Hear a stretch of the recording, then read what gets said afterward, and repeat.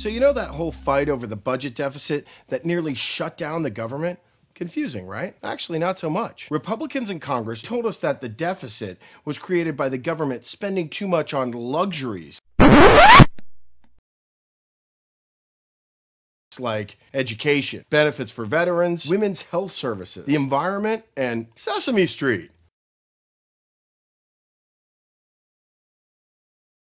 Yeah, that's Sesame Street. But there's a problem. The huge deficit wasn't created by Big Bird or Elmo or even Mr. Snuffleupagus.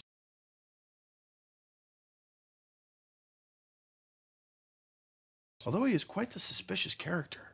Let me break it down for you. Planned Parenthood receives a little more than $75 million a year from the federal government to provide life-saving health care for millions of women. Thanks for calling Planned Parenthood Georgetown. This is Samantha. How can I help you? Hi, Samantha. I have a quick question. I was hoping that I could come into Planned Parenthood for a mammogram. Do you guys provide mammograms? We do not provide mammograms. We're mostly a surgical facility. The Bush tax cuts for the wealthiest of Americans add more than $70 billion to the deficit each year. 1,000 times more than Planned Parenthood. 2 long and exhausting wars have added more than $1 trillion to the deficit.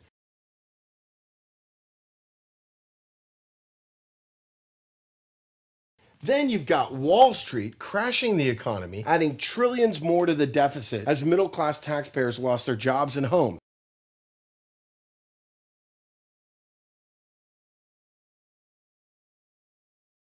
But the Republicans' answer to all of that is to cut funding for Elmo and kick tens of thousands of kids out of Head Start, take food out of the mouths of struggling moms and their kids, and make our air and water dirtier? And all this fighting is just over this year's budget. Next year's budget is where things get really crazy. Because even though taxes for the rich are the lowest they've been in generations, the Republicans want to cut them even further. So millionaires and billionaires are paying 25% instead of 35%.